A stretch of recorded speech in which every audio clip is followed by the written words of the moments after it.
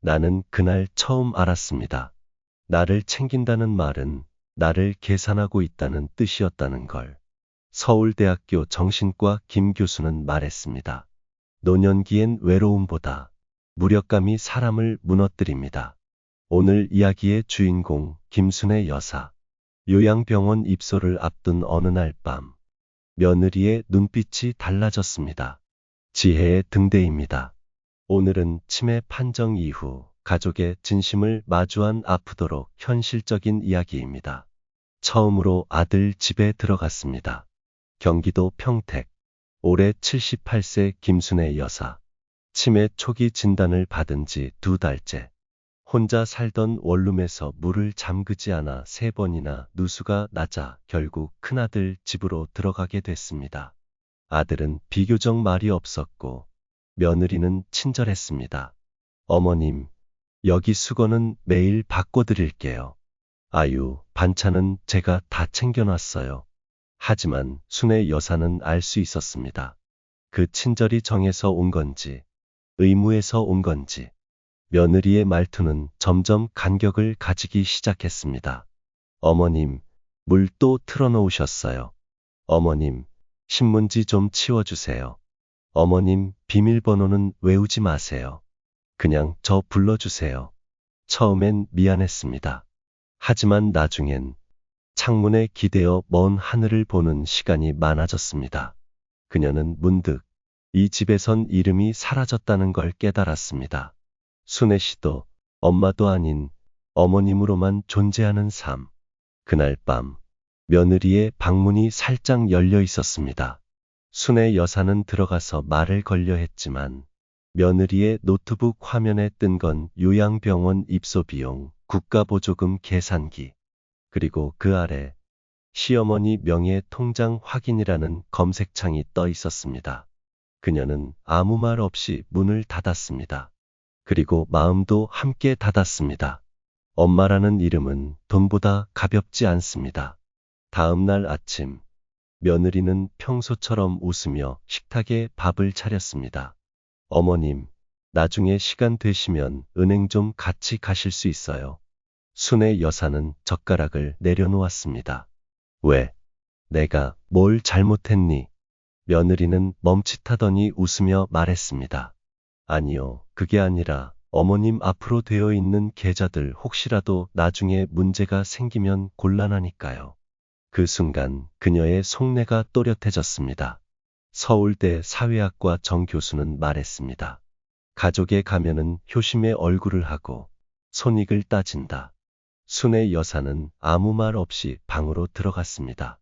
그리고 옷장 깊숙이 넣어두었던 봉투를 꺼냈습니다. 거기엔 남편과 함께 살던 시절부터 조금씩 모아온 통장 4개가 있었습니다. 그날 밤 그녀는 잠들지 못했습니다. 이 돈이 내가 나중에 아플 때 쓰라고 모은 건지, 내가 지금 지켜야 할 마지막 자존심인 건지. 그녀는 조용히 손을 모았습니다. 그리고 중얼거렸습니다. 부처님, 사람을 미워하지 않고 거절하는 법을 가르쳐 주세요. 며칠 후, 며느리는 다시 조심스럽게 말했습니다. 어머님, 요양병원 상담 예약해뒀어요. 이번 주 금요일이에요. 미리 좀 다녀오면 좋을 것 같아서요. 순애 여사는 고개를 들었습니다. 내가 가는 곳인데 내 의견은 안 물어보니. 며느리는 잠시 말을 잃더니 다소 딱딱하게 말했습니다. 어머님이 기억도 잘 못하시니까요. 저희도 준비가 필요해서요. 그 말은 조용한 선언 같았습니다. 서울대 심리학 박사 박 교수는 말했습니다. 기억보다 중요한 건 기억할 가치가 있는 존재로 느껴지는 것이다. 순애 여사는 그날 몰래 외출을 했습니다. 30년 전 남편과 함께 만들었던 적금 계좌, 그 통장을 들고 은행에 갔습니다. 이거 해지하고 싶습니다. 제 앞으로 다시 정리하려고요. 창구 직원은 신분증을 확인하며 말했습니다. 이 통장은 최근에 이미 잔액이 이체되었는데요.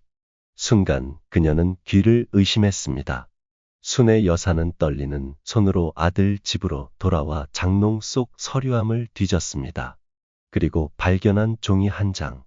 위임장 김순애에서 박으로 장남의 이름이 적혀 있었습니다. 며느리의 글씨였습니다. 그녀는 무너져 내렸습니다.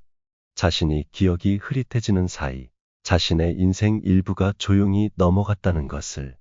그날 밤 순애 여사는 며느리에게 말했습니다.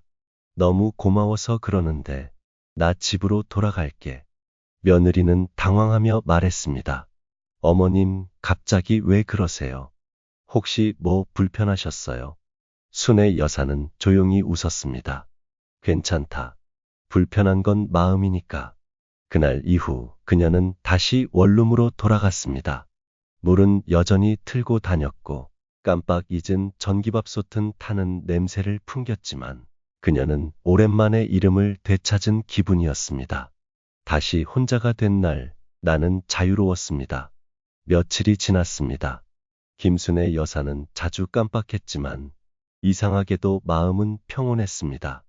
창밖으로 햇살이 들어오고 물은 넘쳤지만 다시 닦으면 됐습니다. 그녀는 혼잣말로 말했습니다. 내가 나를 챙기는 게 제일 마음 편하구나. 그러던 어느 날 현관문이 울렸습니다. 배달인 줄 알았던 방문자, 며느리였습니다. 손에는 과일 바구니와 약봉투가 들려 있었고 그녀는 조심스럽게 말했습니다. 어머님, 이거 드셔야 하는 거라 제가 챙겨드리려고요. 순애 여사는 말없이 문 옆에 서 있다가 조용히 고개를 저었습니다. 나 이제 혼자 있을 준비는 끝났어. 내가 잊어버리는 건 약이 아니라 사람들의 마음이야. 그게 더 무서워. 며느리는 눈시울을 붉혔습니다. 저 나쁜 뜻 아니었어요, 어머님. 순애 여사는 그제야 부드럽게 웃으며 말했습니다. 나도 알아. 그래서 더 슬펐던 거야. 서울대학교 정신분석학 박사 최 교수는 말했습니다. 진심은 숨기지 않아도 무게로 드러난다. 무거운 진심은 결국 침묵을 깨고 울린다. 그날 이후 순애 여사는 다시 혼자 살았습니다. 기억은 흐릿했지만 감정은 선명해졌습니다. 그녀는 종종 동네 아이들에게 빵을 나눠주며 말했습니다. 나는 이제 누군가의 짐이 아니라 내 인생의 주인이야. 치매는 기억을 흐리게 하지만 사람의 본심을 더 또렷하게 보여주기도 합니다. 사랑은 돌봄이 아니라 존중에서 시작됩니다. 김순애 여사처럼 당신도 지금 누군가의 시선에서 자유롭고 싶다면 당신의 이름을 지키세요. 지혜의 등대는 말합니다. 기억보다 중요한 것은 기억당할 자격 있는 존재로 사는 것입니다. 구독과 좋아요는 무료입니다. 시청해 주셔서 감사합니다. 여기는 지혜의 등대였습니다.